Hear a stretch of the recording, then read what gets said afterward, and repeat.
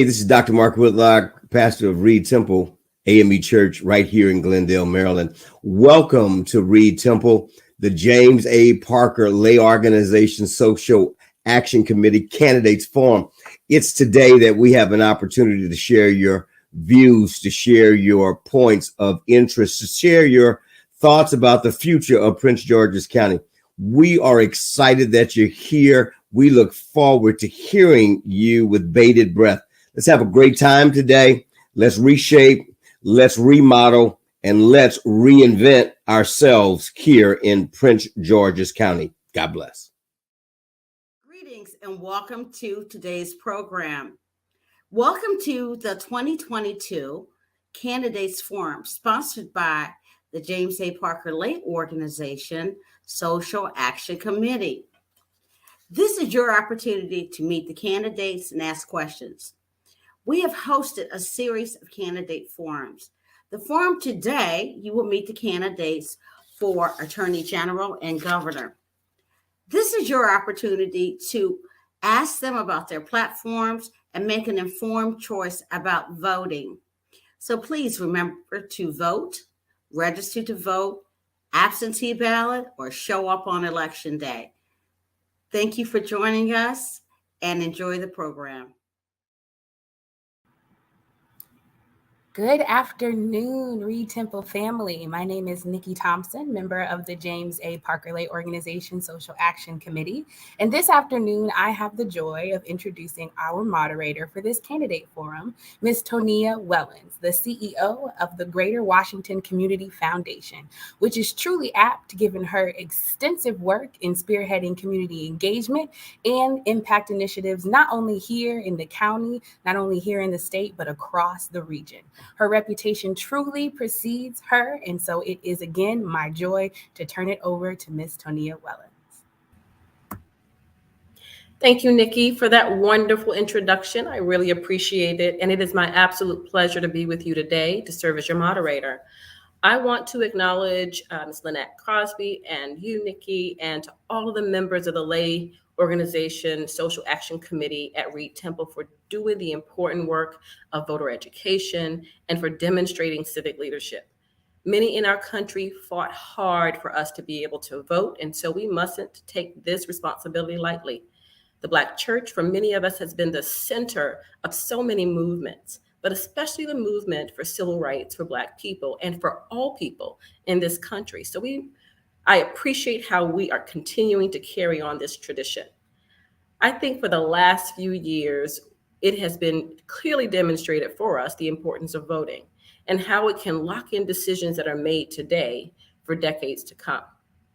So I want to start us off by thanking all of the candidates who are participating with us today. We really appreciate your time and your attention. And please know that we also appreciate your decision to participate in our democracy in this way.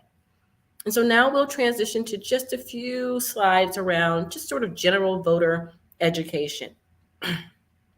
As a reminder, to vote by mail, you must request a mail-in ballot from the State Board of Education of your local board. Your request for a mail-in ballot for the gubernatorial primary election must be received by July 12th and by November 1 for the gubernatorial general election.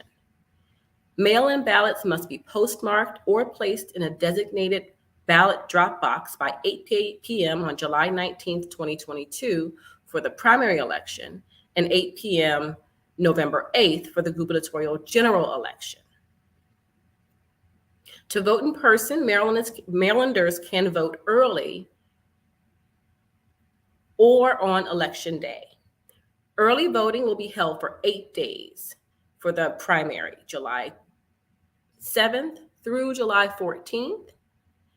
And for the primary election, that's for the primary election, and for the general election, October 27th through November 3rd. You can vote early at any of the voting centers in the county you live in. The primary election day is July 19th, and general election day is November 8th. To vote in person on election days, please go to your assigned polling places. So what is a primary election? A primary election is an election used to narrow the field of candidates of a given elective office or to determine the nominees for political parties in advance of a general election. Primary elections can take several different forms. In a partisan or closed primary, voters select a candidate to be a political party's nominee for a given office in the corresponding general election. Maryland is a closed primary state. Voters must affiliate formally with a political party in advance of the election date to participate in that party's primary. Generally, only registered voters affiliated with the Democratic or Republican parties may vote in that party's primary election. You must be registered with either the Democratic or Republican Party to vote in the primary election. If there are nonpartisan offices that are elected in a primary election, for example, the school board, any voter can vote for these offices. If you do not select a political party or your voter registration application, you will be unaffiliated with any political party. That means that you will generally not be able to vote in a primary election, but you will be able to vote for any nonpartisan primary elections held in your jurisdiction, such as a primary election to select nominees for the Board of Education. So we're going to transition now to our candidates forum. We're going to start with the Office of the Attorney General. The Attorney General is the chief legal officer of the state. The Attorney General's office has general charge and supervision and direction of the legal business of the state, acting as legal advisors and representatives of the major agencies, various boards, commissions, and officials, and institutions of state government. In all matters in which the state of Maryland are involved, the Attorney General and Assistant Attorney Generals represent the state. This includes litigation in the Court of Appeals, the Court of Special Appeals, Circuit Courts, District Court of Maryland, as well as the Supreme Court of the United States and the United States Courts of Appeal and the United States District Court. Administrative rules and regulations promulgated by most state officers or agencies must be submitted to the Attorney General for review before they become effective. The Office of the Attorney General also enforces the state's antitrust, consumer protection and securities laws, and conducts criminal prosecutions and appeals. The office is the legal advisor to virtually every agency in each of the three branches of state government. I want to share that all candidates were invited to participate in today's forum. Only one Republican candidate for Attorney General responded to our invitation. And so that candidate has sent a recorded message. And now, as we begin, you will hear from Jim Schalek, Republican Party candidate for Attorney General. Thank you. My name is Jim Schalek, and I'm running to be your next Attorney General. I'm running for three reasons to be Attorney General. One, to reduce crime. Two, to reduce crime. And three, to reduce crime. That is my priority. And I know some of you may be saying, well, here's another guy that knows how to reduce crime. Well, let me tell you first about my background. I know how to do this. I moved to Maryland 32 years ago to work in the Justice Department as a prosecutor. Before that, I came from New York City. I grew up on the Lower East Side of New York.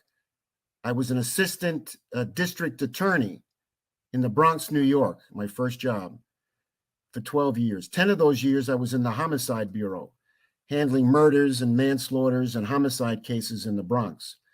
No better place to learn how to be a prosecutor than in the Bronx, New York. We had about 50,000 arrests a year, over 400 murders. No better place to learn how to be a prosecutor. And I did that.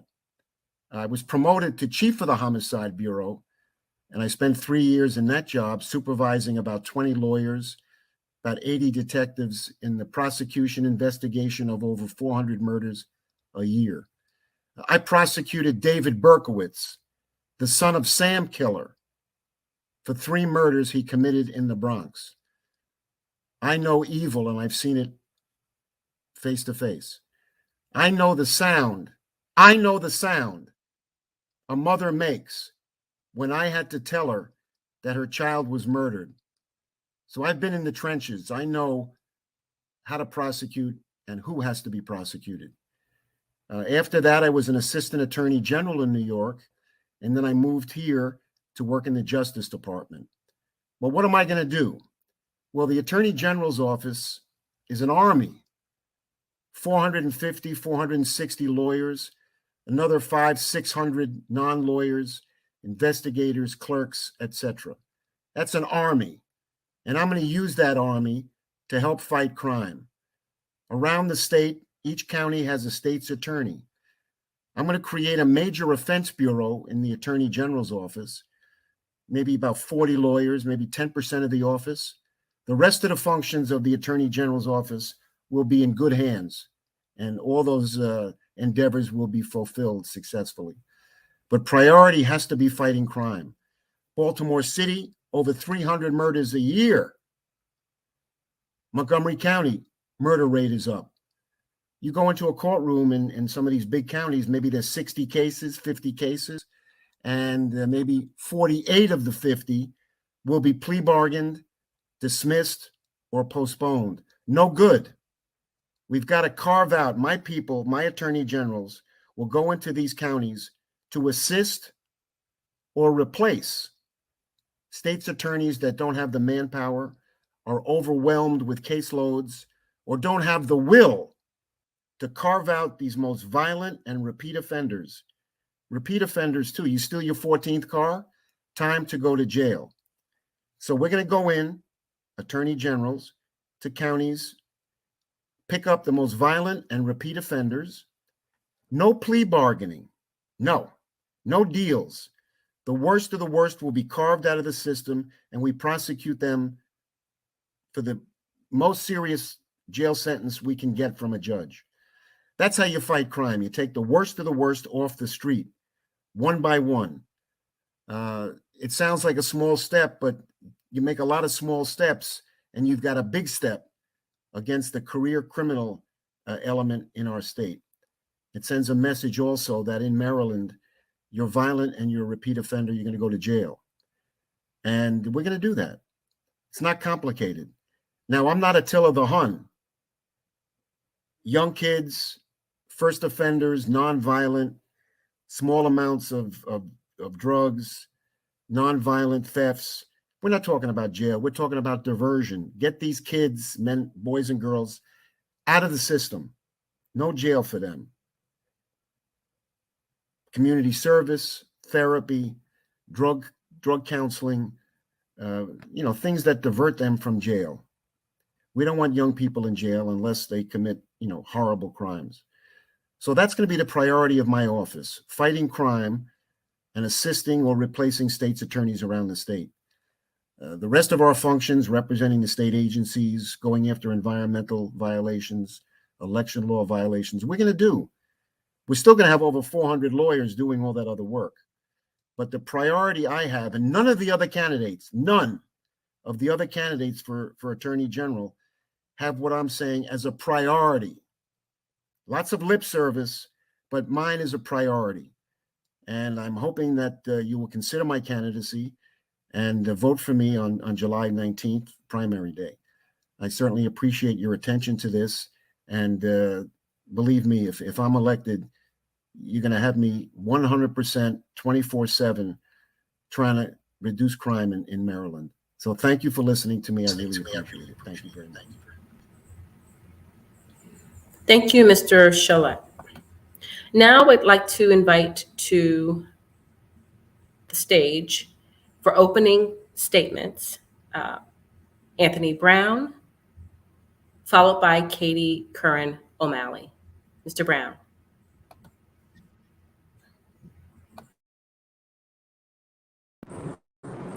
Excellent. And please remind me how much time I have. Opening statements are 2 minutes. So just brief 2-minute introduction with your opening statement, and then we'll go into the questions. Yes, thank you.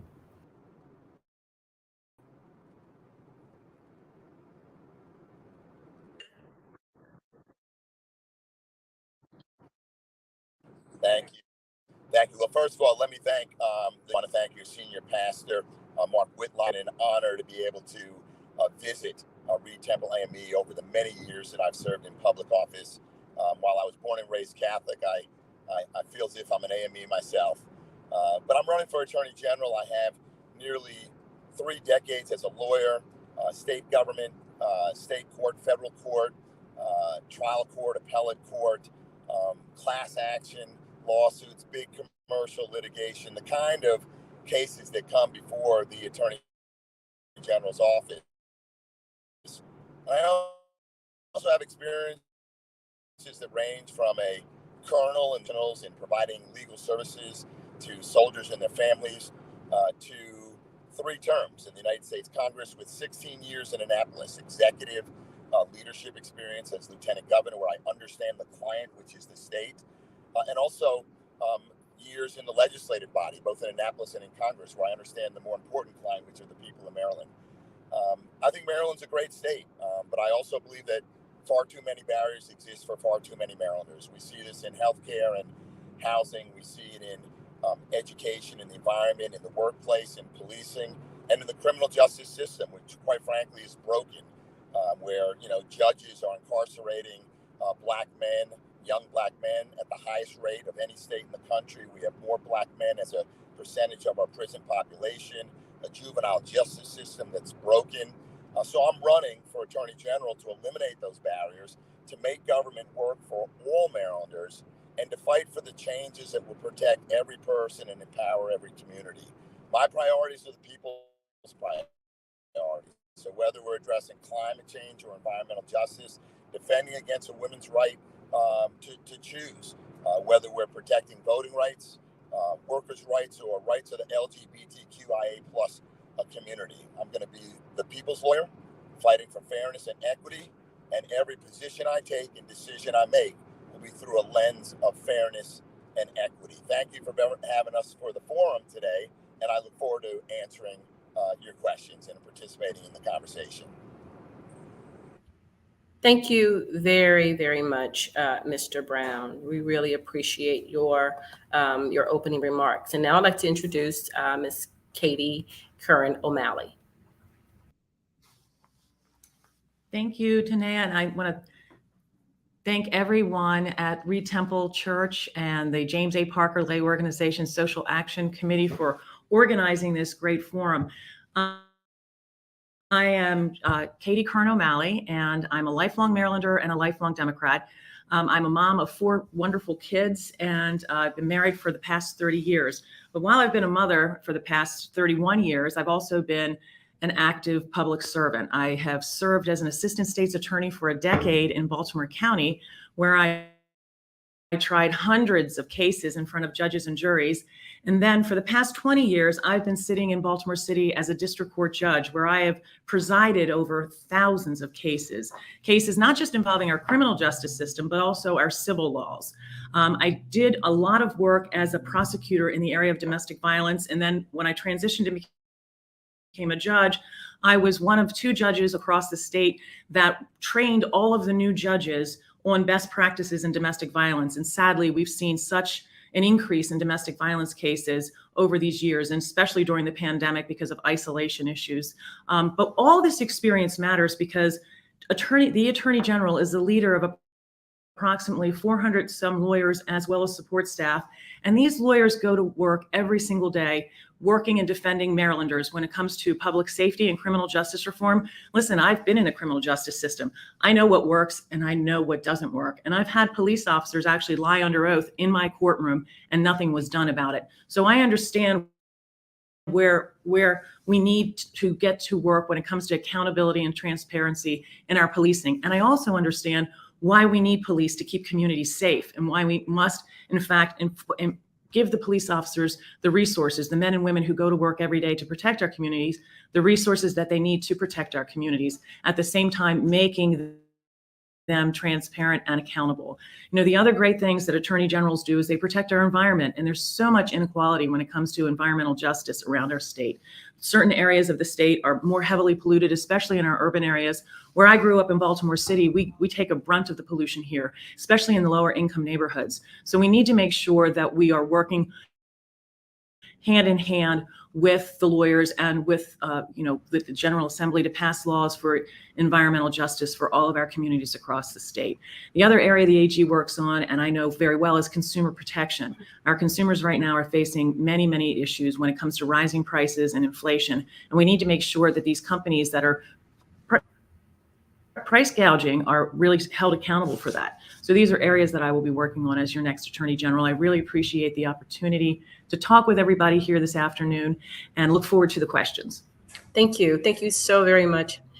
Thank you, Katie. So now I want to bring both of our candidates to the conversation. And I am just really excited about some of the questions that our colleagues have put together to get us going. So let's just go ahead and get started.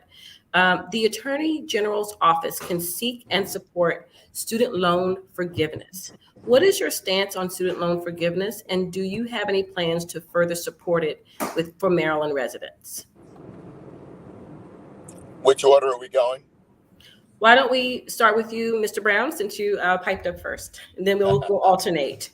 Yeah, look, I think records matter because I think records indicate what your values are and what your priorities are.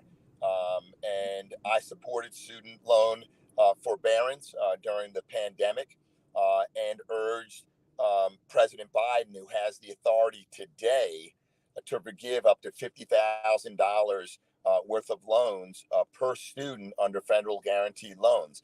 I'm a sponsor and have voted for student loan forgiveness proposals on Capitol Hill. So while we haven't been successful because we've been blocked by Republicans, I do think it's important that records reflect what your values and your priorities are.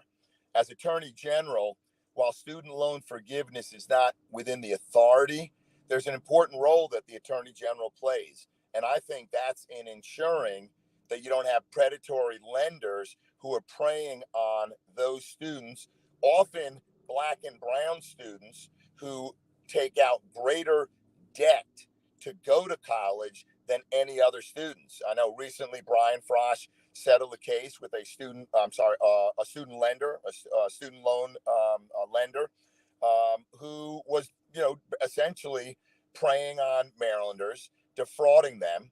The other thing I would do, I've done it on Capitol Hill, and as Attorney General, I'll pay very close attention to, are the loans that are going to students who are attending our for-profit schools. Many of the for-profit schools provide a valuable service. They really do.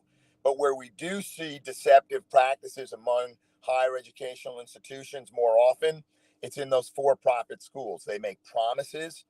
Students take out loans. Those promises are not fulfilled. And then students are saddled with tremendous debt. And we know for Black and brown students, one of the biggest barriers that we have to building wealth, to buying that first home, to saving for our children's developmental opportunities, whether it's summer camp or anything else, is because we're paying student loans at a higher rate and higher levels than anyone else. So my record is clear and demonstrates that I'll be doing everything I can as Attorney General. Where I have the authorities, I'll use them. And where I don't, I'll go to the General Assembly to get those authorities to make sure that we're protecting student borrowers in Maryland. Thank you so much, Mr. Brown. Is O'Malley, over to you. Can't hear you. Thank you. Can you hear me now? Absolutely. So do we get a minute to answer the questions? Because I know that there's nobody really keeping track of it. That's right. So it's a minute, but why don't you take a minute and a half just to get your full answer out, and then all the other questions, it'll be a minute each. Thanks for Sure. So I know a lot about student loans. I have to tell you, because I was took out student loans myself back in the day, and I ended up paying them off by the time I was 50. So that was 9 years ago. That's how long it took me to pay off my student loans.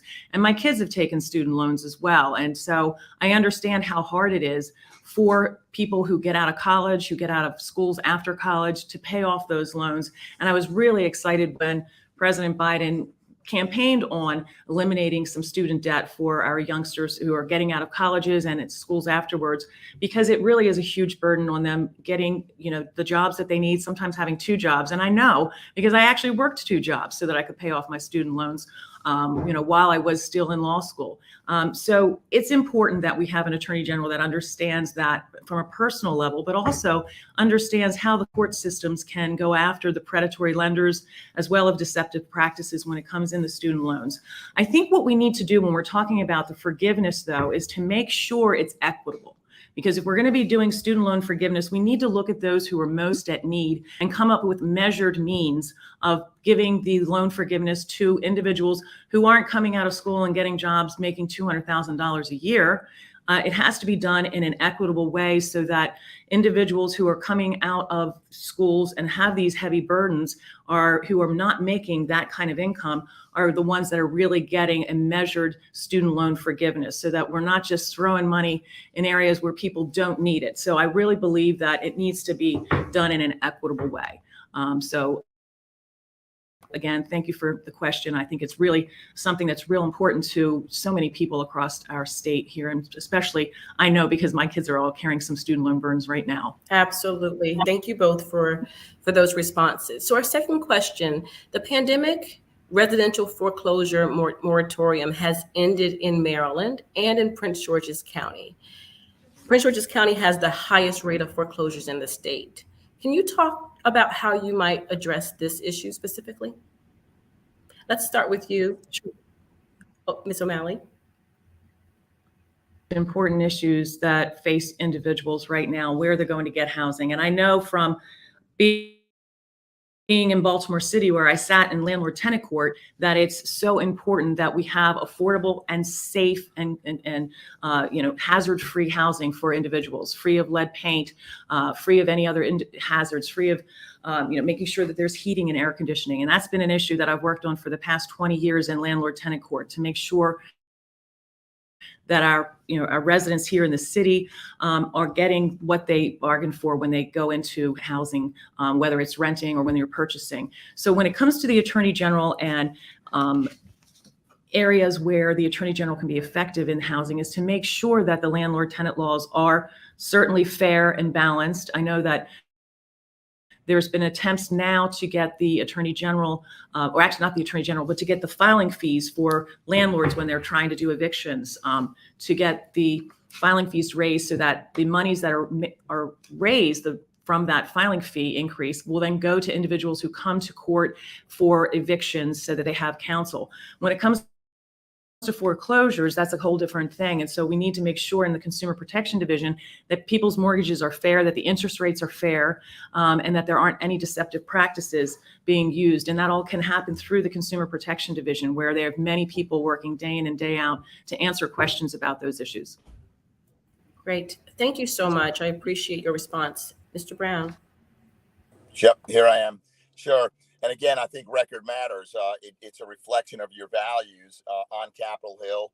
I fought for funding in the pandemic relief to make sure that, first, we had a foreclosure moratorium, and second, that we had dollars available to those tenants who simply could not afford to pay the rent because their restaurant was shut down or their workplace was shut down. And I think record matters. It shows, what your priorities are. As Attorney General, there are a number of things that I would do. I too would support legislation that when someone's in landlord-tenant court, because always the landlords are always represented. They most often are.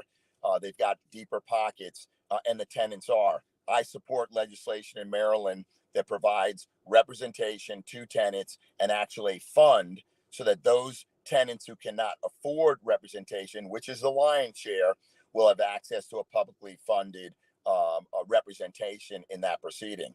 The other thing that I support is just cause evictions. I think that if you're in a landlord-tenant agreement, and even when your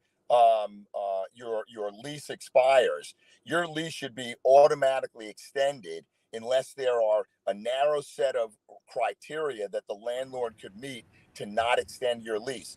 Because whether you're a renter or a property owner, like, your home is where, that's your life. That's where you are. You need the protections as an attorney general.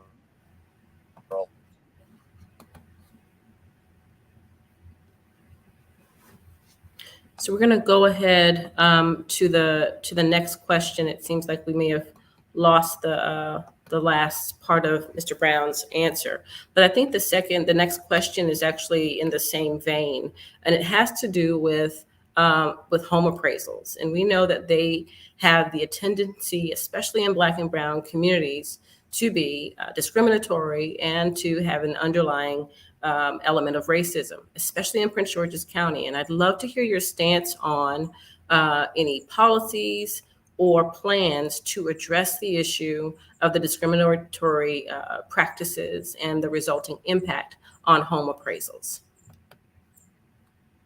So why don't we bring up Ms.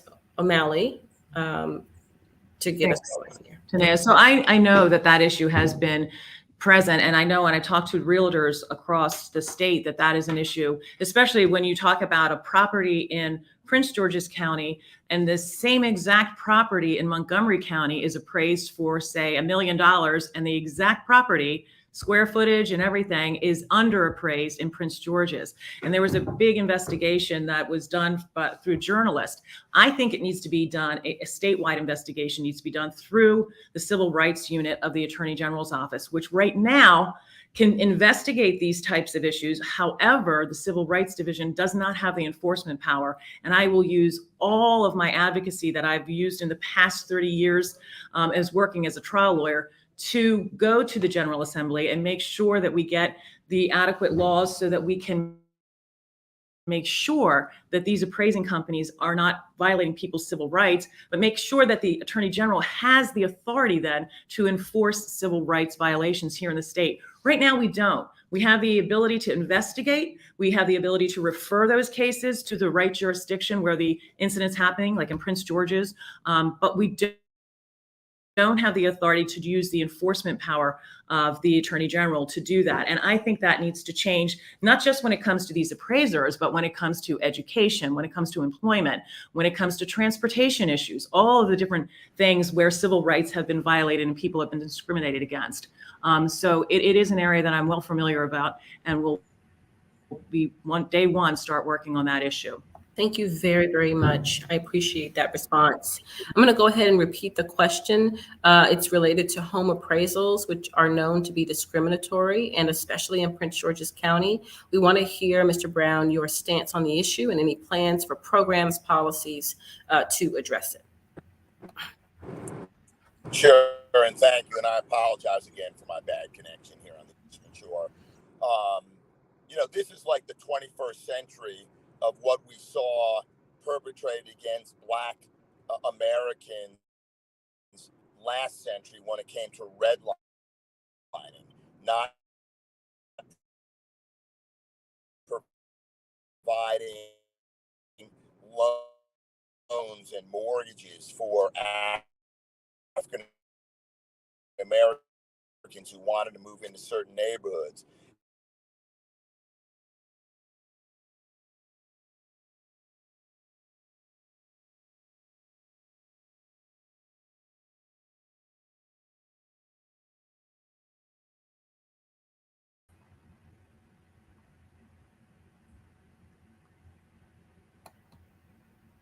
So we're going to keep this conversation going. It's just, it's unfortunate, but internet matters. And so I'm hoping that Mr. Brown will be able to get to a spot where the Wi-Fi is a little bit stronger so that we can really, really hear his answers. And so I think it's just important that we continue to move this conversation along, and we'll create a space, hopefully, in the next few minutes for some additional responses. But I want to keep the conversation going. And Ms. O'Malley, you raised this in your opening remarks about environmental issues. And I want you to take a few moments, if you don't mind, to talk a little bit about some of the environmental issues that you expect to address in the state of Maryland, and what policies or programs we can look to, or what are some of the existing efforts that we need to hold violators responsible for, if you wouldn't mind. Thanks. Can you hear me? We can hear you. So it is a huge issue, you know, just like public safety. I mean, people want to be safe in their communities. We all want to make sure that when we turn the water on in our homes, that the drinking water is lead-free, that it's safe and it's accessible. We want to make sure that the air that we're breathing is not including contaminants that are causing cancer. And we want to make sure that the entire, you know, environment around us. And so it's something now that I'm so excited that our legislature has passed this last session called Climate Solutions Now Act, which is going to be bringing a whole bunch of reforms into the way we do things here in Maryland, as far as building buildings with energy grids that are electric, making electric buses available now, so that when the kids get on school buses, they're not breathing in all that diesel that comes from the school bus, which is certainly not healthy, especially for kids who have asthma or any other issues with their breathing, but just anyone. I mean, it's just common sense stuff that's making a huge difference with this act that just got passed. And it's going to take, you know, us up to 2045, where we'll have net zero greenhouse gas emissions. So I'm really excited about that. As the next AG, I'm actually going to have a report card for the public so they can see what our actual measures are in reducing emissions, as well as cleaning up the Bay, which right now is off track by about 10 years. You know, back in 2010, there was a great bill that was passed by the governor at that time called the Chesapeake Clean Water Blueprint. And it was set up a whole way that we could reduce the sediment runoff that's going into the Bay, polluting our Bay, which is about 3,100 square miles of, that touches all of our lands.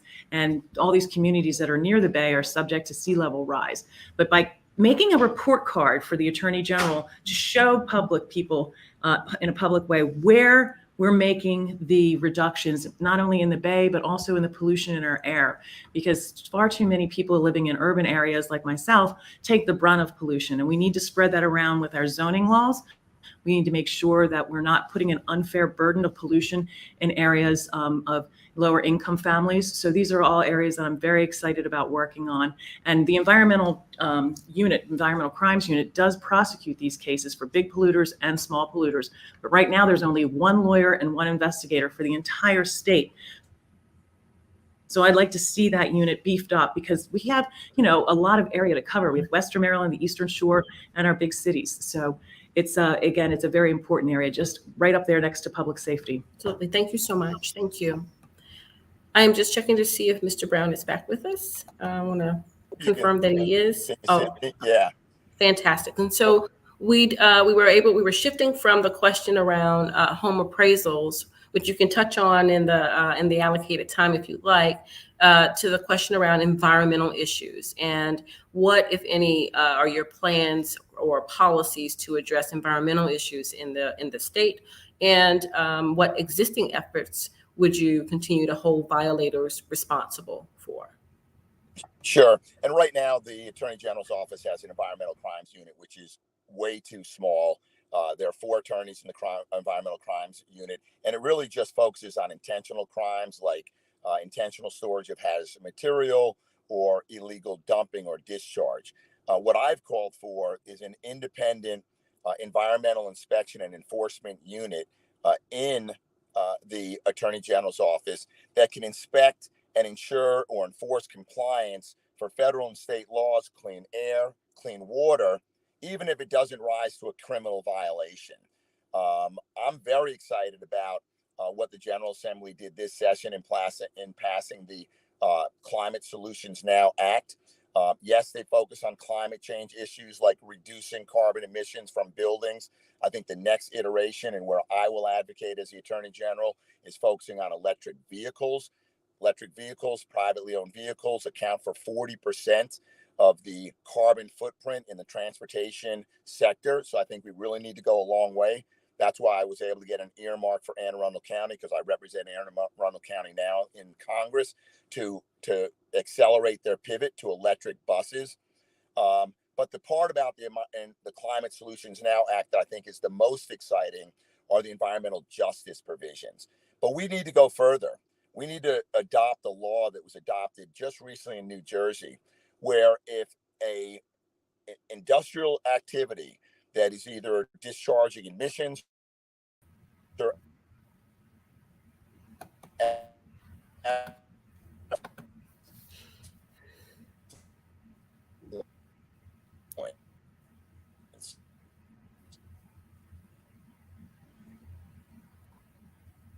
communities underrepresented, overburdened, or run.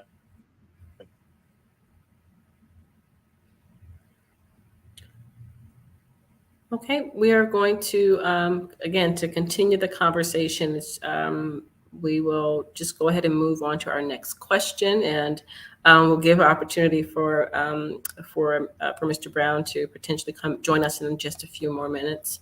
So our final question is really related to policing.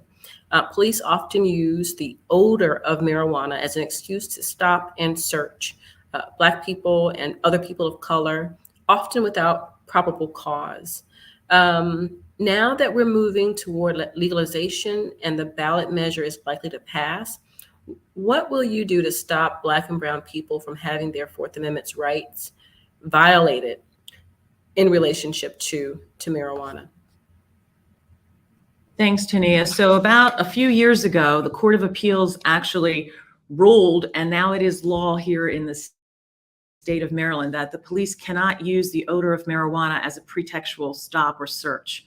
So simply the odor of marijuana, which we all know is very pungent, cannot be a basis for you to be questioned or stopped by the police officer, cannot be the basis for a search of your vehicle or your person. So that is now the law in Maryland, and that is how it's been for about 2 to 3 years. Now, with the legalization of marijuana, where I testified on favor of that, I think we're going to see a lot of lives saved, because I know, I mean, the only candidate in this race in the primary that's actually tried criminal cases. So, and I know how disproportionately the Black and brown community has been targeted when it comes to marijuana laws. That's why we started a diversion court in Baltimore City, where I sat in drug treatment court for many years, where, people who came to court with issues involving, not selling drugs, but, using drugs or having small quantities of drugs, we got into drug treatment programs, and we treated them as clients, not as defendants. We treated them as clients coming into the court, getting into inpatient and outpatient services, because sometimes it wasn't marijuana. Oftentimes it was more serious drugs like heroin and fentanyl and cocaine.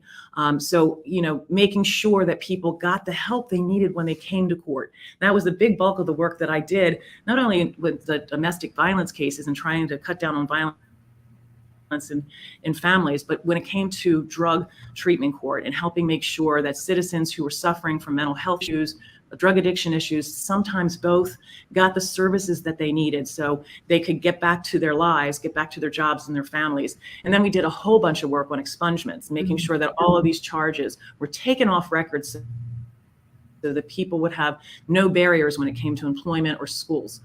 So I think that's important. We really need to make sure that the police, in so many levels, are held accountable for violations of rights, and that's something that I know about because I've worked in the criminal justice system, and I've seen great officers, but sadly, I've seen officers who have terrorized communities, and we need to make sure that we have accountability and transparency all across the board. Thank you so much. I want to just check in with our team to see if Mr. Brown is still with us to answer the last question before we move to closing remarks.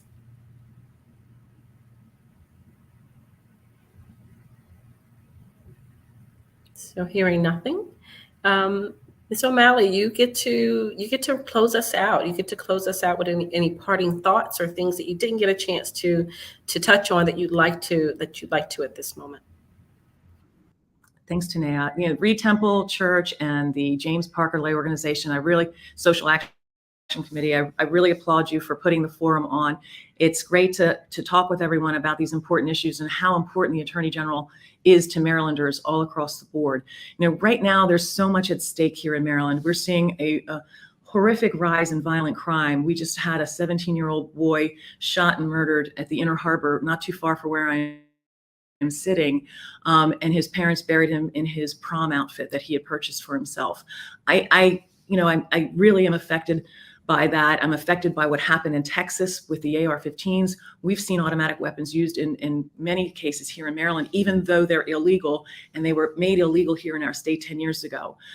So we really need an Attorney General that's going to keep communities safe, keep policing safe and accountable. And we need an Attorney General who's going to protect our environment. And also our fundamental rights right now are under attack, especially as a woman. This is personal to me. What Roe v. Wade has meant for women and girls all across our state and our country for the past 50 years has been such a step forward. And now with our Supreme Court taking those rights away is going to put so many lives in danger of women and young girls. So I want to fight to make sure Maryland is a sanctuary state where we keep our right to choose here, make it a part of our constitutional amendment, and make sure that we're not allowing other states to extradite people who come to Maryland for reproductive services here. And that's something that I'm very passionate about because my mother and my grandmother grew up in a time when women didn't have this right. And I know it's a personal decision, it's a private issue that shouldn't be regulated by the state. But they're not just coming for women's reproductive rights. They're also going to come after our other privacy rights, like right to marry whom you love. That's why we passed marriage equality here in Maryland back in 2012. They're probably going to try to overturn that. They're probably going to try to overturn, interracial marriages. It's not going to stop just with women's reproductive rights. That's why I urge you all to vote. I know you're telling everybody how to vote, and that's so great. Urge everybody to vote on July the 19th. I hope you vote for me. I will promise to be a strong advocate for everyone here across the state. And you can go to my website, katieformd.com, to get more information about all of my policies that I've actually published on the website.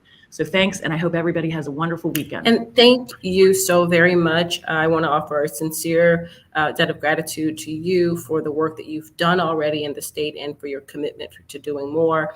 And the same for Mr. Brown, whose connection dropped, unfortunately, during his commuting. But it is such an honor to have had the opportunity to be in conversation with you both.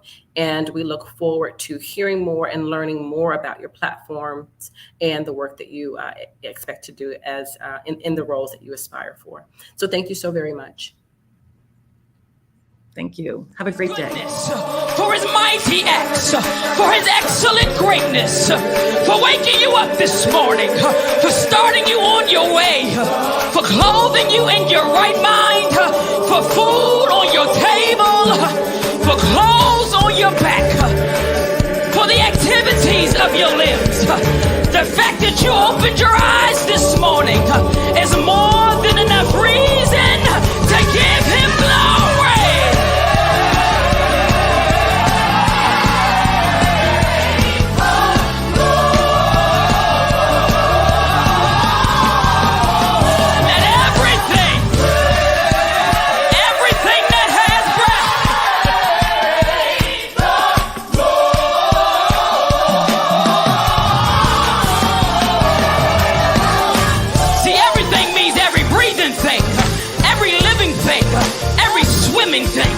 Every crawling thing, every flying thing, everything that has breath, every person, even the wind and the waves obey him. Even the trees praise the Lord every time they swing in the wind. Everything means every living thing on earth ought to praise the Lord. It's not a greeting, y'all. It's a command that you ought to praise the Lord our God. Because if we had 10,000 tongues, that would not be enough to give God praise. We owe him a praise this morning. Some of us are overdue. We are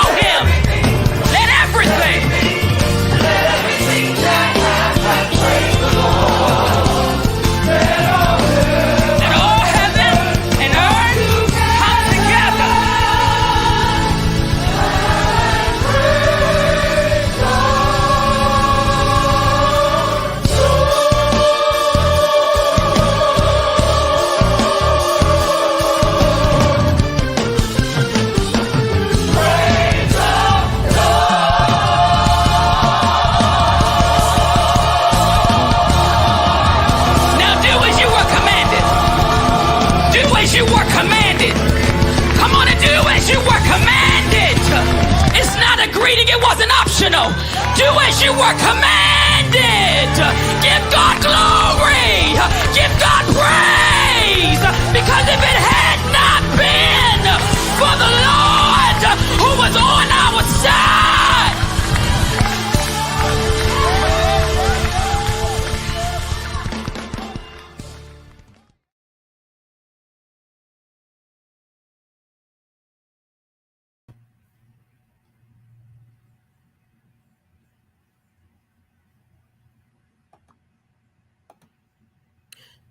So good afternoon, everyone, and welcome back to our candidates forum. I want to thank the three candidates for Attorney General who participated in the first part of our forum, and want to welcome all of the candidates who are in the discussion today for the office of governor. And thank you all for participating, for all of you who are either streaming with us and engaging and listening to the conversation. I just want to thank you for taking the time to engage in civic leadership and your participation in democracy in this way. So for the next conversation we'll have will be for candidates who are seeking the role of governor of the state of Maryland. The governor is the chief executive officer of the state and commander-in-chief of its military forces. The executive branch of Maryland government includes executive departments, independent agencies, numerous commissions, task forces, committees, and advisory boards. To each annual session of the General Assembly, the governor must submit a budget of government for the following year. The governor must also inform the General Assembly of any time of the conditions of the state. Most commonly, this occurs through the governor's State of the State address at the beginning of the regular legislative session in January or February. Every bill passed by the General Assembly, except the annual budget bill, must be presented to the governor before it becomes law. The governor then may sign the bill into law or veto it. Any bill that the governor vetoes may be passed without his signature by a 3/5 vote of the total number of members of each house of the General Assembly, either at the current session or at the session following. If a bill is presented more than 6 days before the General Assembly adjourns and is not vetoed within 6 days, or if a bill is presented within 6 days prior to the adjournment of the General Assembly and is not vetoed within 30 days after its presentment, then the bill becomes law without the governor's signature. The governor may veto any part of an appropriate bill in the same manner as other bills without vetoing it in its entirety. And it is so important for us to fully know and understand and appreciate the role of the governor and all of the other elected offices in our system of government. I want to start by noting that all candidates were invited to participate in this forum today. No Republican candidates for governor accepted our invitation, so we will not be presenting any Republican candidates for governor at today's forum. I want to start by introducing that we have 4 Democratic candidates for governor. One has submitted a recorded message, is unable to participate live due to his religious observation of the Sabbath. So we will start with the recorded message from Ralph W. Jaffe. My name is Ralph Jaffe. I'm a Democratic candidate for governor of the state of Maryland. I want to thank your church organization for allowing me to talk. First of all, I started a movement back in 1992 to get rid of all the corruption in Maryland politics and to replace it with real, true, ethical reform. We've made a lot of progress. I'm a teacher, I'm not a politician. And I believe the best way to teach is by action, not words. So I use the campaign, this is my 8th campaign, to show my students where the corruption is. And then if they want, they can vote for what I stand for. I'm trying to create a new standard of behavior for future politicians on how they have to behave. The way to do that is by my principles. One of my principles is I don't take campaign contributions because they are disguised bribes. I don't do that. And by the way, I am a sincere candidate. This is not an exercise in academia. I am going to win with your help. And I'm, by the way, challenging the other candidates. I respect them all. I do not have to respect their behavior. And I'm challenging all the other candidates. My budget by design is $499. Yes, $499. I challenge all the other candidates to do as I'm doing. Limit your campaign now from now on to $499. Take the rest of the money and give it to the poor and needy of our state. That's what I'm doing. I'm going to give my salary to the poor and needy of our state. And by the way, I'm not a millionaire.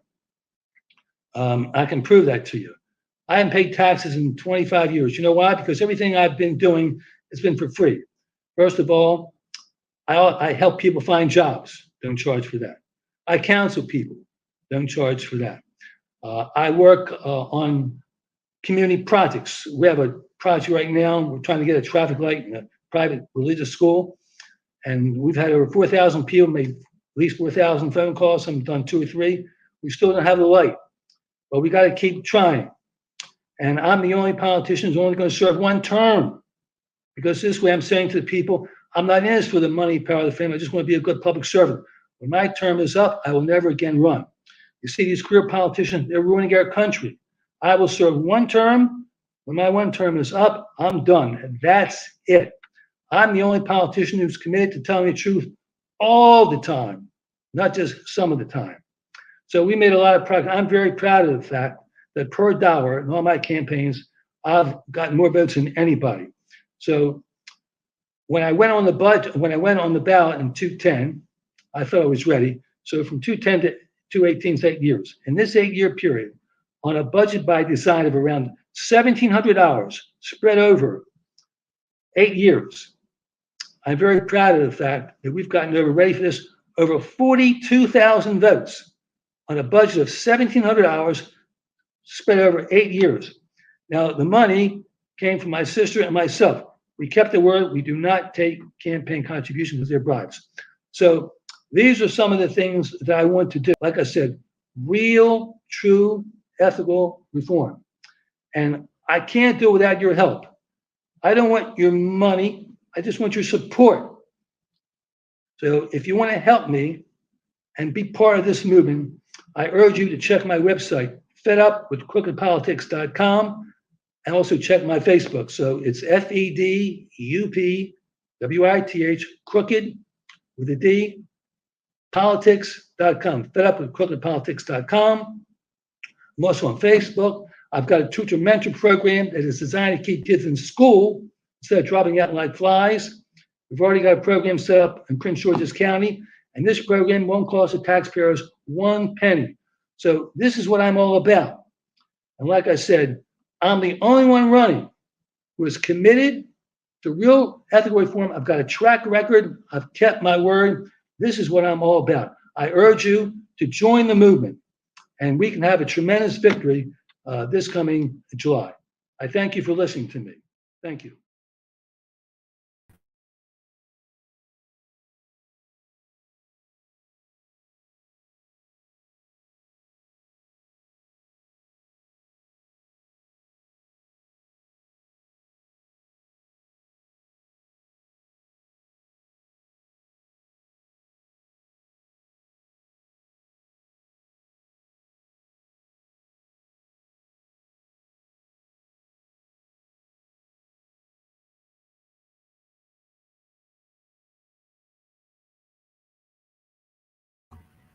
Thank you, Mr. Jaffe. I'm sorry, I didn't realize I was on mute, but we want to invite the additional candidates. We have 3 who are joining us today who to give opening statements. Each candidate is invited to give 2 minutes in opening statements, and we're going to start with Mr. Rashern Baker. So welcome to the stage, Mr. Rashern Baker. Thank you. Can you hear me? Can you see me? We can hear you. We cannot see you, Mr. Baker. Okay. Let me see. I'm having problems with this. How about If your stop cam is on, then you should just hit that button so that it opens your camera. I have it open. Can you come back to me while we try? I apologize. We're driving. So can you come back to me? I'm going to try and fix this. Sorry. Okay, let's do that. If that's fine by us. So let's go ahead and move to our second candidate, Mr. John Barron. We want to invite you to the stage to give your opening remarks, and welcome to the forum. Thank you. You can see me and hear me? We can, absolutely. Thank you. Okay, great. Thanks for the opportunity to be here. I really appreciate this. I'm John Barron. I'm a former nonprofit executive and Clinton administration official. I have been an appointee of Democratic and Republican presidents, and I've gotten major federal legislation enacted into law that's benefited Maryland and other states. My running mate is the wonderful Natalie Williams of Prince George's County. The reason that Natalie and I are running is that Maryland is not making progress on major problems that damage millions of lives, and we are offering a fundamentally different approach. In education, more than a quarter of middle school students in our state can't read at a basic level. Those and other achievement numbers, they're no different than they were 20 years ago. Moderate income Marylanders have seen stagnant wages since the 1980s, as income inequality has soared, and our state has made no progress reducing our poverty rate in more than 30 years. Fellow Marylanders, we can't just keep doing the same thing we've been doing for decades, rolling out one unproven government program after another and expect a different result, because unfortunately, many programs, no matter how well-meaning they are, just don't work. Instead, to make progress, we need to expand solutions that don't just sound like they're good ideas, but have actually been tested in the real world and shown to make a big difference in people's lives. I'll give you one concrete example. When I'm governor, we will expand high-quality tutoring to every struggling first and second grader in the entire state of Maryland, because that has been shown to move them up toward grade level early before their problems get serious in later grades. And we're going to do this by recruiting an army of people from the community, including retirees and recent college graduates, to become tutors for a modest stipend as a public service. That's just one example of a proven solution I'll bring. But the key theme is, if we simply continue on our current course, we're going to be here in another 20 years and nothing will have changed. To make progress, we have to zero in on solutions that are tested and shown effective. That's why I'm running for governor. Let's do what works. Thank you, Mr. Barron, and we look forward to hearing more about your plans for solutions in the conversation ahead. Next up, I'd like to invite Ashwani Jain to the conversation for opening remarks. And please correct me with your name. I apologize if I didn't say it properly. No, thank you. So you got it right. Thank you so much for having me and also for inviting every candidate to this forum. I appreciate that. So my name is Ashwani Jain. I use he, him pronouns. I am running for governor to make politics inclusive and accessible. Now, unfortunately, as someone who would be the nation's youngest governor, I am told I do not have what it takes. They say to be governor, you have to be over 40 or have elected experience. But somehow, as a 32-year-old, I've been able to work in the public, private, and nonprofit sectors, the Obama White House, and 2 federal agencies. They say to be governor, residents should not be making all your policy and strategy. But somehow, we created the first statewide campaign in America that is 100% run by residents. They say to be governor, you have to spend 90% of your time talking to donors and those with connections. But somehow, I'm the only governor candidate to spend 90% of my time meeting voters at their homes in a different county every day of the week. And they say to be governor, you have to raise a lot of money. But somehow, we have built one of the largest grassroots campaigns without hosting a single fundraiser and without taking a penny from developers, businesses, PACs, or polluters. But does it matter? Does it matter how people run their campaigns? I think it does. So I may not have what it takes to just be any governor, but I will be a new kind of governor for each of you. One who is the most accessible, most accountable, and most transparent. Because I'm not just trying to win this election. I'm trying to change our politics for generations to come. So I look forward to the questions today, and thank you again for this opportunity. Thank you very much, Mr. Jain. I'd like to see if we can bring back Mr. Rashawn Baker to the forum to give opening remarks. Okay, I think there I am. Can you hear Absolutely. me? We can hear you and see you. Thank you. Thanks for doing this forum, and I apologize. We're on the road, but I wanted to be a part of this very important conversation. First of all, I love the fact that before the forum started, we talked about the powers of the governor and what exactly the governor does. It is one of the things I've emphasized in this election. The governor is the chief executive of the state. Only one of us and my colleagues who are running are great individuals, but only one of us has actually been a chief executive of a municipality or a county in Maryland, and that is me. I served 8 years as Prince George's County executive.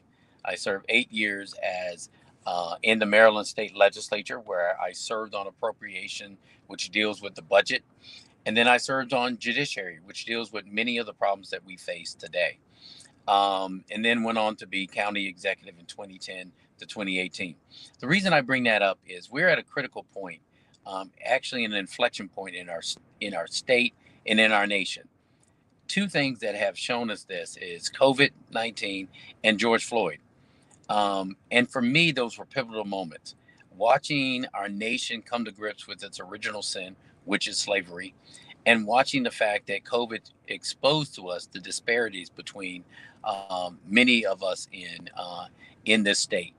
And so for me, as a chief executive, having done these hard works in both Prince George's County and at the state level, we need somebody who can, on day one, govern this state. Someone who's actually created jobs in the state of Maryland. Somebody who's actually dealt with crime and headed up a police force in Maryland. Someone who's actually had to deal with the issues of our public school system and the disparity in our health care system. And so we need a governor that actually can speak truth to power. And that's what I'm doing in this campaign, to speak real truths about what's going on, but has the experience to lead us. Thank you. Thank you, Mr. Baker. All right, let's get to the questions. The Maryland General Assembly recently overrode the governor's veto to support sweeping reproductive justice and reproductive rights legislations. What do you think of this legislation, and do you have any additional policies or programs in your platform to address access to reproductive health services? Let's start with Mr. Barron, if that's all right. We'll go with Mr. Barron, Mr. Jane, and then Mr. Baker. So the threat to reproductive rights is very real. The decision about whether to become a parent, when to become a parent, that is just about the most consequential decision that a person can make in their life. And the idea that the government, from the moment of conception, can make that decision rather than the individual woman is absolutely appalling to me. It's the opposite of conservative. It is the government's intrusion into the most personal decisions as someone can make. So I'm glad. I hope the Supreme Court decision does not go forward to overturn Roe v. Wade, but here's what we can do in Maryland. Number one, I strongly support the legislation that recently passed, and I would release funding immediately to provide for training of physician assistants and nurse practitioners and others to be able to carry out abortions. They can do so safely, as the American Academy of Obstetrics and Gynecology have found. So we should do that.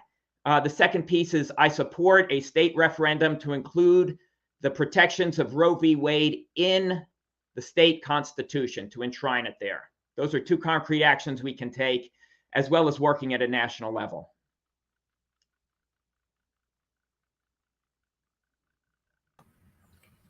Thank you so very much, Mr. Jane.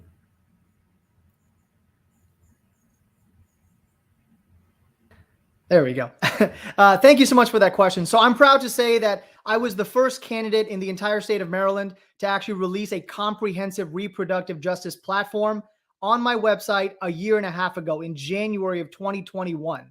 And you can go to janeforgovernor.com to hold me accountable. But within that, I talk about looking at the issue comprehensively, making sure we are enshrining healthcare like abortion care, contraceptive coverage, and gender affirmation treatment within our state constitution. making sure that we teach comprehensive sex ed in all of our public health classes that teach everything from abstinence to contraceptives to gender identity to domestic violence, making sure we have free menstrual products in every public restroom, making sure we're expanding the availability of medication abortion, especially in pharmacies, which is really the main primary place that folks in rural communities go to for healthcare needs, making sure we remove parental consent requirements in order for folks to get an abortion, and expanding lactation accommodations for mothers who re-enter the workforce.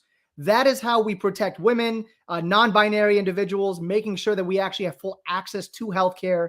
And if governor, I would make sure that we are not only an abortion sanctuary for our residents, but we are expanding access to healthcare for any resident from other states who would need those accommodations as well. Thank you very much, Mr. Jain. I want to invite Mr. Baker to answer the same question. Well, thank you. I agree with my colleagues. Certainly, as governor, I would sign the legislation. I want to applaud the General Assembly for doing that. And the other steps that I would take is to actually put a woman's right to choose in the Constitution so that, and this is something I've supported since the beginning of my career when I was in the legislature in 1995. But we have to really, if we want to be honest about this discussion, a woman's right to choose is really about color and poverty. Because the people who are going to be most affected by this, everyone else will have a choice. They can go to another state or they can go to their own clinic. But it's really people who are poor and who are of color that are most affected. And so I think we have to do more in this state than just simply protect our own. We need to be the voice that's talking about this on a nationwide issue. And so as governor, I would use my platform to talk about reproductive right and the right of women to choose to do with their body what they choose. And so I would be not just a state advocate, but a national advocate on a woman's right to choose. Thank you. Great. Thank you all very much for those responses. We're going to transition a little bit now to the issue of housing. We know that housing continues to be an obstacle for many, whether buying or renting. I'd love for you all to speak to how you plan to address the issue of affordable housing, both ownership and rental. And why don't we start in the reverse order with Mr. Baker, Mr. Jain, you remain in the middle, and then Mr. Barron. Okay. Well, thank you for that question. It's something that I've been working on, not just as an elected official, but I started my career working for the DC Department of Housing and Community Development around this very issue of affordable housing and access to workforce housing. And then as county executive, it faced me, front and center. And so what we did at the county level, and I think we can do this at the state level, is we actually work with the Maryland Department of Housing and Community Development, combine their resources with the county's resources to make sure anytime we were doing development, especially around our metro centers, that we actually set aside workforce housing for individuals. If you look at the Purple Line, when I negotiated us expanding the Purple Line and starting the Purple Line in Prince George's County, part of that negotiation was that we would set aside affordable housing and access to housing. The other things that we can do right now, and we've done this, and I think we can do a combination, is start buying up some of the apartments as a county and then team up with the state. And I want to do this as governor, team up with the state to redevelop some of these formerly, private apartments and set them aside for our seniors, like we did with Glen Arden, the First Baptist Church of Glen Arden, in there, and then working with our nonprofits and our faith communities to make sure we're providing adequate housing for our folks. Thank you. Thank you. Mr. Jain, same question. Absolutely. So thank you again for that question. So I served as one of President Obama's White House liaisons at the U.S. Department of Housing and Urban Development. So that's the experience that I bring when I talk about my housing plan, which again can be found in full transparency at janeforgovernor.com, which has three parts: increasing affordability of housing, availability of housing, and sustainability of housing. When I talk about affordability of housing, I talk about providing immediate relief so that no one is being evicted, especially during times of crisis, expanding our MPDU zoning programs so we actually have affordable housing regardless of what zip code you live in, and also dedicated funding for nonprofits that are helping house those who are chronically homeless and get them jobs and other mental health services. When I talk about availability of housing, I talk about smart growth and mixed use development, actually not just focused on single family housing, but multifamily housing as well. Prohibiting discrimination from landlords, whether you are trans, whether you are a veteran, whether you were formerly incarcerated, you should still have full access and availability of housing. And then finally, when I talk about sustainability, I talk about improving homeowner forbearance notifications. So in case you miss a payment, you're not being foreclosed on, increasing the eviction filing fees, making sure we have just cause protections in place, and then supporting my Maryland Now plan, which can do a couple different things, but it's going to eliminate the state income tax for 95% of Marylanders without raising property taxes or cutting services, making public transit free, and creating the nation's first guaranteed jobs program for anyone who's struggling to find work. Thank you. Thank you, Mr. Jain. Mr. Barron? Thank you. Affordable, safe housing is a basic human right, and it is a foundation for so much else like stable families and healthy child development. So it would be a top priority of my administration. One of my I have a number of proposals in this area, but one of my main ones is this. Everybody supports affordable housing, building more affordable housing, as long as it's done in the next county. There's clearly a statewide role for expanding affordable housing. One thing that we could do is common sense zoning reform, similar to what California and Washington have recently done, which says that even in areas that are zoned for single family housing, a homeowner is allowed to build one accessory unit, like a granny flat or a duplex. We're not changing the neighborhood in a major way, no high rises, nothing like that. But this modest or common sense change to allow one additional unit, there's studies showing if this were done on a large basis, it would greatly increase the supply of affordable housing and reduce the cost. My proposal is to try that as a sizable demonstration project here in Maryland with counties that are willing to go forward in the initial demonstration. See how well it works in expanding the supply of affordable housing. If it does, expand it statewide. Thank you very much, Mr. Barron.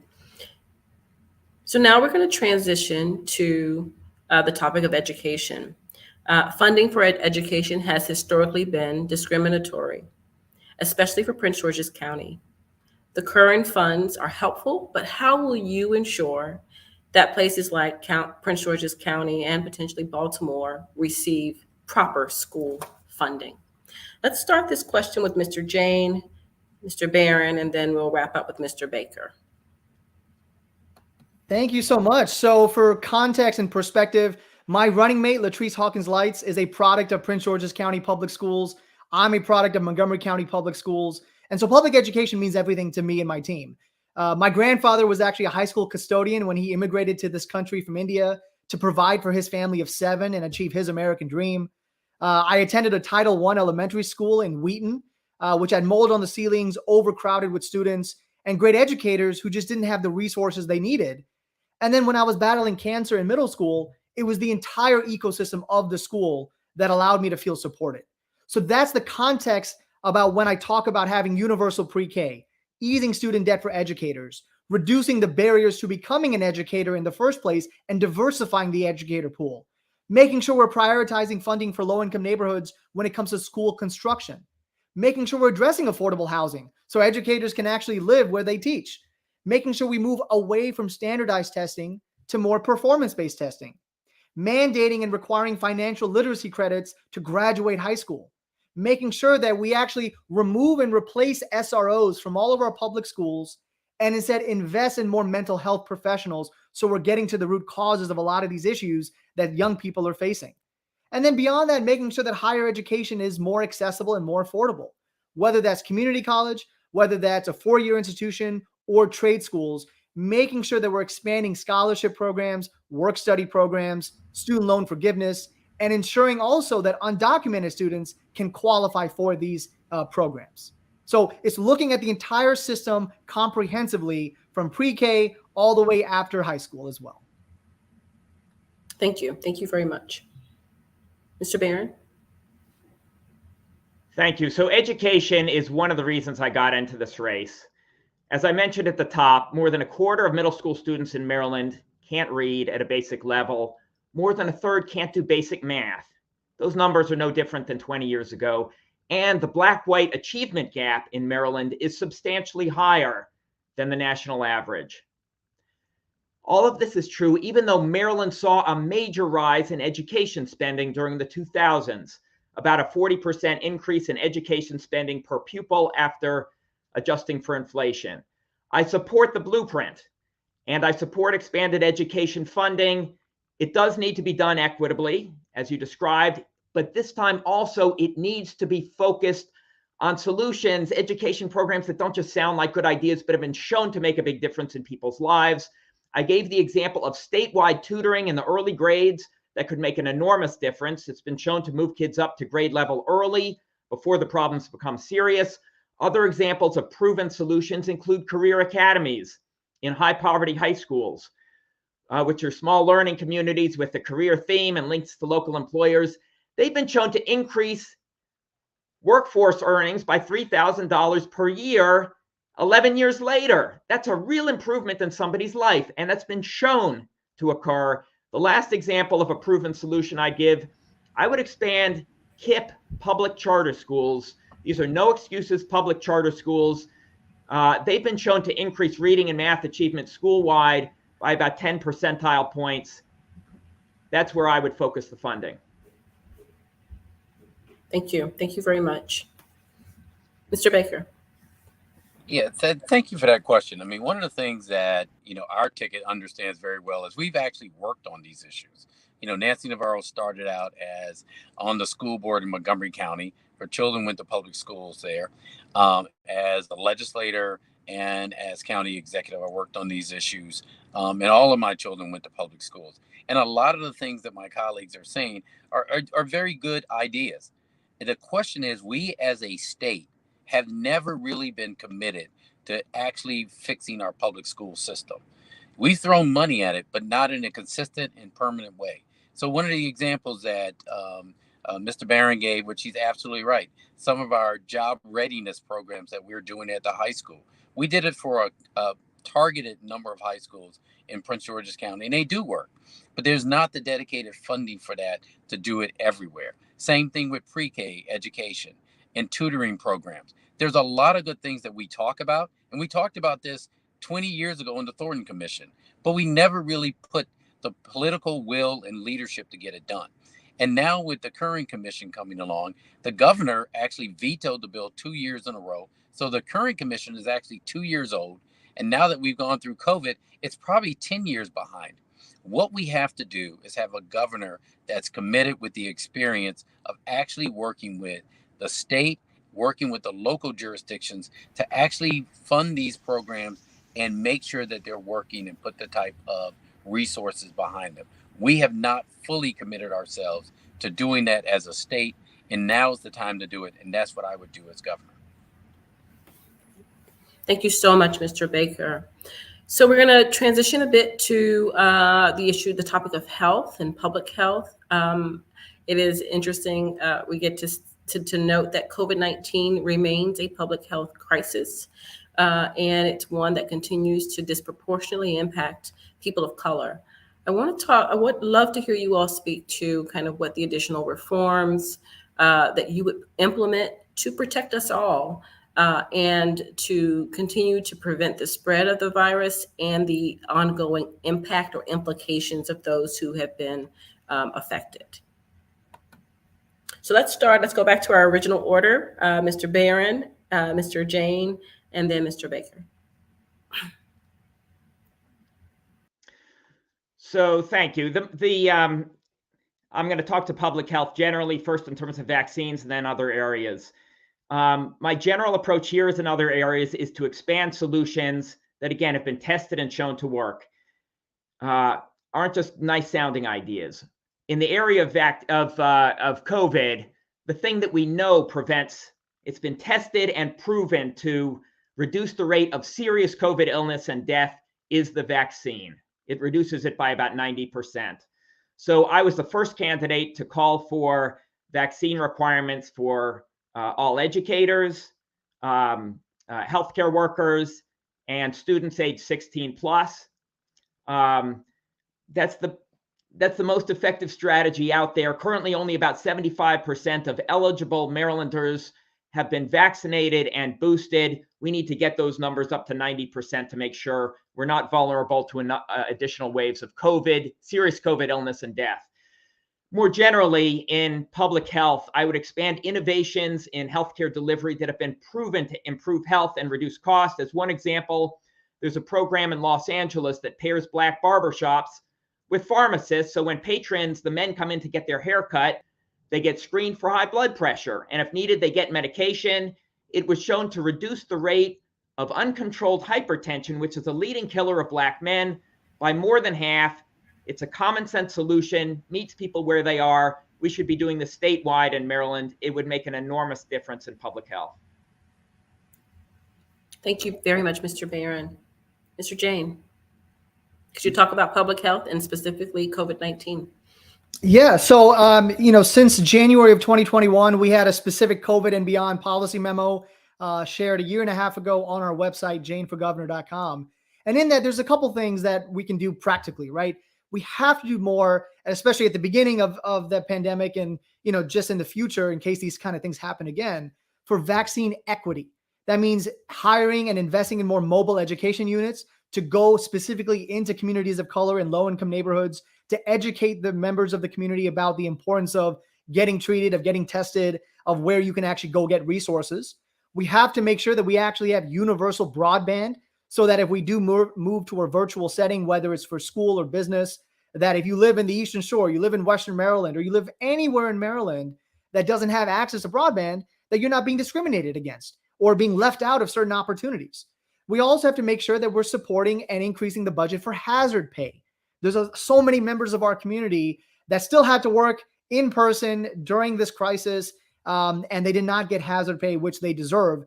It's not only the right thing to do, it's not only the right way to thank these individuals, but it also can help our economy and the sustainability of our communities. We do and need to have vaccine mandates, and we need to make sure that we are requiring folks to wear masks if a majority of our residents are not fully vaccinated, and you're indoors and you're, doing all the other things according to the CDC. And then, I would also make sure that we have an actual playbook and doing an audit of all the hospitals and community health centers to figure out what did they need at the beginning of this pandemic that they did not have, what are some of the best practices, so that God forbid something like this happens again, we're not starting from scratch. Thank you. Thank you so much, Mr. Jain. Mr. Baker, public health, COVID-19 specifically. Well, first of all, you have to understand, and the governor and I understand, is that the governor is the leader of our dealing with this crisis across our state. That means the governor and the county executive and the mayor of Baltimore, they jointly appoint the health officers. But at the beginning of this COVID-19 outbreak, I think the governor should have called together his Homeland Security person and said, this is a statewide crisis. We need to deal with it under one policy, so we don't have 24 jurisdictions making decisions. The other is, when there was a time when you had Prince George's County and Montgomery County that had high numbers of needs for COVID station and testing, we found the governor actually not spending the resources in those areas because they weren't places that voted for him. So that's the first thing. The governor has to take a lead across the state on healthcare issues. The second thing is, what COVID exposed to us is how unequal our healthcare system is. I know it firsthand as county executive, because when I came in, we had one of the highest number of uninsured and underinsured, mostly Black and brown folks who didn't have health insurance and didn't have access to a primary care physician, which meant that when COVID hit us, they were the ones with the underlying conditions, the ones that we were seeing dying before a vaccine was put there. COVID just exposed, the unequal, the disparity in healthcare throughout our state.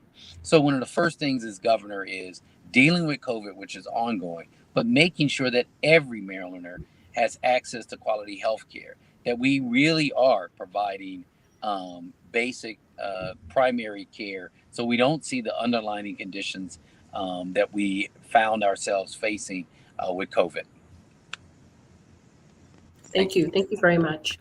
So we're down to our final question, and I'm just appreciating the thoughtfulness that the team took in preparing these questions. But the question is: Maryland's tax system is especially discriminatory towards people of color, especially Black women, while the state also boasts many millionaires who pay less than their fair share. Do you have any plans or policies to address the issue of taxation and Maryland's tax system? Let's start with Mr. Baker. Why don't we start there? Jane in the middle, and then Mr. Barron. Yes. So, for me, like I said, having experience dealing with this as an executive, we know that we're losing many of our folks who are moving out of, Prince George's County in the state of Maryland because of our tax system, especially our property taxes. And we should move toward reducing property taxes around the state. We should also move toward reducing those regressive taxes that we see on our sales tax and things of that nature. And how do we do that? Well, the way you do it is actually expand your commercial tax base. One of the things that we did well in the county when I was executive was to grow our business tax base, which allowed us to then reduce some of the other burdensome taxes that we see. And then, but the other part of that is you're absolutely right. We see businesses and individuals that don't pay their fair share. We've got to get that money back from them. One of the ways to do it is there's a bill that Senator Paul Pinsky puts in called combined reporting, which means these corporations that are going elsewhere and not paying their fair share should pay it here. The other thing is we shouldn't let millionaires and billionaires get away with this. When we try to increase the taxes on those who are making more than $1 million, we saw this big outcry from their lobbying groups, which is one of the reasons I don't take corporate money or PAC money, because that's how those bills were defeated. We've got to make sure everybody pays their fair share, especially those who have, the means to do it. And so that is the only way we're going to reduce the burden on those middle class folks that we see it going up on. Thank you. Thank you. Thank you very much. Our next candidate, please. Solutions to that. One is making sure people pay their fair share. And then the second is my Maryland Now plan. So when it comes to making sure that folks pay their fair share, that means requiring combined reporting. That means also ensuring that out-of-state corporations doing business in Maryland are actually paying taxes on goods that are shipped into our state. And it means taxing companies who make more than $100 million a year from their digital advertisements to actually pay their fair share in taxes. Now, the other part of this, which I mentioned earlier in one of my remarks, is the Maryland Now plan. The Maryland Now plan is fully funded. You can find it at janeforgovernor.com. It's going to eliminate the state income tax for 95% of Marylanders. If you make less than $400,000 in the state of Maryland, we're going to eliminate your state income tax, allowing you to have more disposable income, an average of $2,000 per year per individual. We're not going to cut services. We're not going to raise property taxes. And we're going to allow more folks to actually be able to spend or save. That also means we have to have a guaranteed jobs program to make sure that if you're suffering from the labor market, if you're being discriminated against in the labor market, you have access to good paying jobs. And we reduce your cost of living overall so that you're able to stay in the state, retire in the state, or move into the state. That means making public transit completely free, making sure we have affordable housing, making sure we're reducing medical debt, making sure we have good infrastructure projects in place and good public schools. It's tackling the entire system comprehensively. And the final piece of this is making sure we have accountability. How many times have we seen politicians or candidates say that we're going to promise this budget for X, Y, and Z, and it doesn't actually get allocated in that way? We have to bring accountability into the process. Thank you, Mr. Jane. So, Mr. Barron, why don't you wrap us up on the question of taxes in the state of Maryland? Yeah, so I do not, in my campaign, I am not taking any money from corporations or political action committees or Maryland lobbyists, because Maryland deserves a governor that answers to the voters and not to special interests. So that would allow me to be in a position to close corporate loopholes and take other steps that the special interests are proposing. I did support the tax relief focused on low and moderate income seniors that the General Assembly passed and the governor signed into law recently. But there are other steps we can take. In addition to the loopholes and that kind of tax relief, there's one other important step that I would take at the bottom end, at the lower end, for lower income folks. I would test bold new ideas for addressing poverty, like an anti-poverty program for the long-term unemployed that helps them to find a full-time job through job search and other assistance. And if they do, offers them a sizable earning supplement. The idea is, if you work hard in Maryland full-time, we're going to help you move out of poverty. Versions of this approach have been tested in Milwaukee and in Canada, and were found to reduce the poverty rate among participants by about 10 percentage points. That's a really large improvement in people's lives. We should try it here in Maryland, initially as a demonstration. If it works here, expand it statewide. Thank you very, very much. So we are near the end of our political candidates forum for the office of governor, and I'm going to invite each of you to just offer your sort of 2-minute closing remarks or your summary statements. We'll start with Mr. Jane, and then Mr. Barron, and then Mr. Baker. You will close us out. So in that order, please. Thank you. All right. Well, thank you sincerely for this opportunity, and thank you for inviting all the candidates. It does mean a lot. Once again, to everyone who's listening, my name is Ashwani Jain, and I am running for governor to make politics inclusive and accessible. So here are 4 main reasons to vote for me. Number 1, even though I would be the nation's youngest governor, I have the experience and perspective needed, having already worked in the public, private, and nonprofit sectors, the Obama administration, the Obama White House, and 2 federal agencies. Number 2, I am fully accessible, being one of the only candidates that guarantees 100% of my events are free and actually spending all my time meeting voters at their homes in a different county every day of the week. Number 3, I'm fully accountable. We are the only statewide campaign in the United States that is 100% crowdsourced, 100% run by residents from every age, every background, and each of our 24 counties. And finally, I'm fully transparent. We have shared the most detailed, comprehensive, and fully paid for policy agenda at janeforgovernor.com since last January 2021. So if anyone has any questions about what was discussed today, what was not discussed, if you want to have a one-on-one, if you want to learn more, please go to janeforgovernor.com, and I'm happy to make the time to schedule a conversation. Thank you so much. Thank you, Mr. Jane. Thank you for your candidacy. Mr. Barron. Thank you. So all the candidates in this race for governor, we share similar goals. We all want to improve public education. We all want to increase wages. We all want to address, improve social and racial equality. But the other candidates' approach to achieving those goals misses a fundamental point, which is that many government programs, no matter how well-meaning they are, just don't work, as we've seen too often when the results are measured.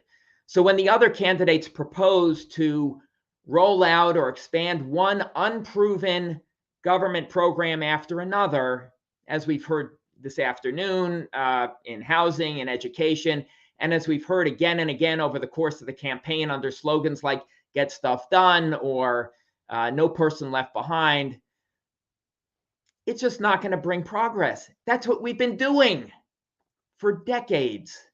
I mean, 20 years from now, will our children look back at this time and say, we faced all of these persistent problems: stagnant student achievement, stagnant wages, stagnant poverty rates, and we just kept doing the same thing again and again? Or will they look back and say that at this moment in this election, Maryland did something extraordinary, that we led the nation, we pioneered a new governing approach based on ideas that don't just sound good, aren't just spending money, aren't just well-meaning, but have actually been tested in the real world and shown to make a major difference in people's lives, like some of the examples I've described tonight, including tutoring in the early grades for struggling students, career academies and high-poverty high schools, the partnership between Black barbershops and pharmacists and others. And that, will they say that we finally, through this approach, move the needle on stagnant wages and education and poverty and racial equity and other problems? That's the future I want for Maryland. I'm asking for your help to get us there. My website is johnbarron.com, JONBARON.com. Thank you for this opportunity. Thank you, Mr. Barron. Thank you for your candidacy. And Mr. Baker, please wrap us up. Thank you. I want to thank Reed Temple AME Church and the James Parker Lay Foundation organization for this. This is a very important one. I also want to say, for more information, please go to our website. It's Baker Navarro for Maryland. We're at an inflection point in our state's history and in our nation's history. And this is the time I agree with my colleagues, it's not just about what you believe or what you say, it's really about what you can get done. Because if you can't actually achieve any of these things, then you're just talking. It is also a time for us to speak truth to power. We haven't talked about the fact that over the last 8 years, you had 2,000 young Black men die in Baltimore City, and people act like it's normal. We haven't talked about the fact that in Prince George's County, for the first time in almost 15 to 20 years, we had 130 homicides, and carjackings are going up. We haven't talked about the fact that in one of the richest states in the richest country in the world, that during COVID, we found people in Baltimore City and in Prince George's County, Montgomery County, who didn't have health insurance and so weren't going to the doctors.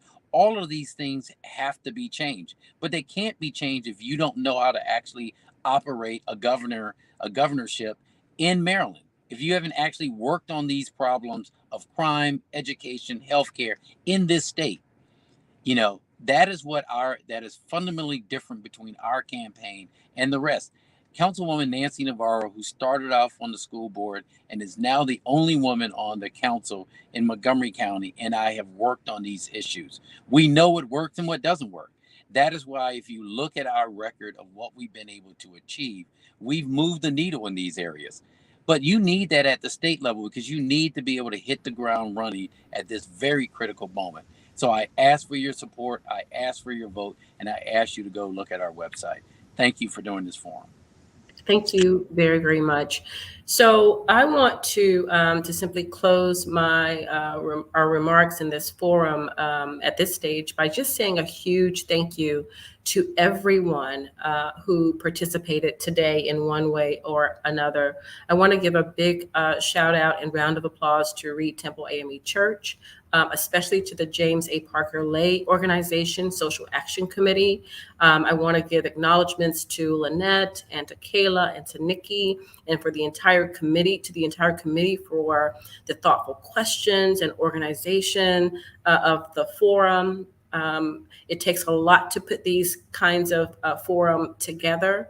To all the people who are working backstage to make this presentation delivered seamlessly, I might add, I want to say thank you to you.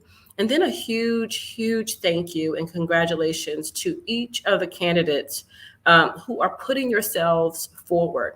The passion that you're demonstrating, it comes through your commitment to cause and to the state and to the issues that you spoke about really, really ring true in so many ways and so many levels. And your experience are each commendable. So I just want to thank you for putting yourselves out there as servants to those of us who live in the state of Maryland.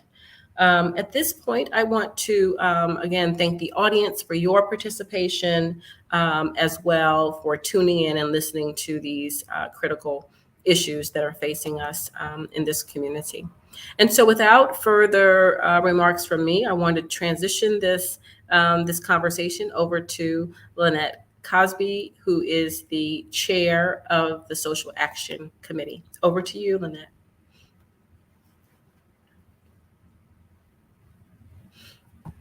Thank you, Tonia, and thank you so much for moderating this event. It has been wonderful.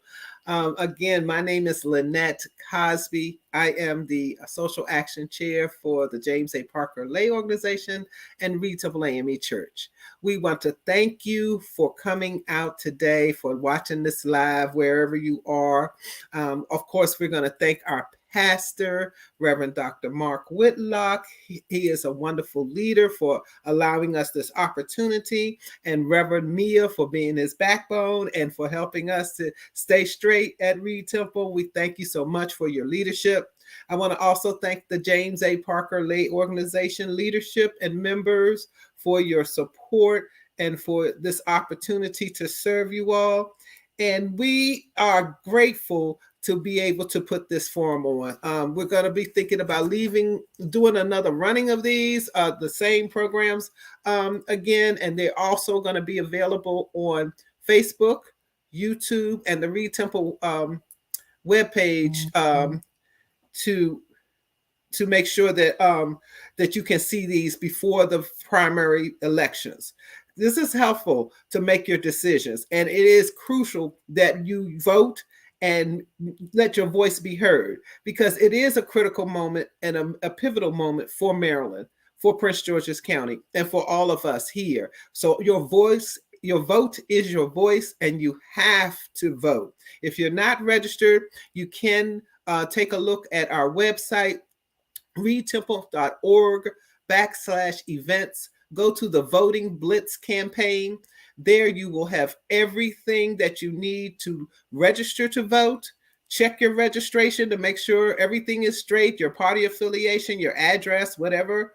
Know where your polling place is. If you want to do a mail-in ballot, or if you want to vote an absentee ballot, if you need to vote an absentee ballot, and if you need anything before the primary, you have until the end of the month, June 28th, to update your registration or to register if you want to vote in the primary. And as we talked about earlier, we did this intentionally this month for this forum and the next forum to talk about the primary, because Maryland is a closed primary. You have to vote in the party that you're affiliated with for the candidates. So that's why we separated them out, so that you would know who was Republican, who is Democrat. So whatever affiliation that you have, you know who to choose from. It is imperative that you choose, because if you don't, this narrows down who is going to be the person in the general election.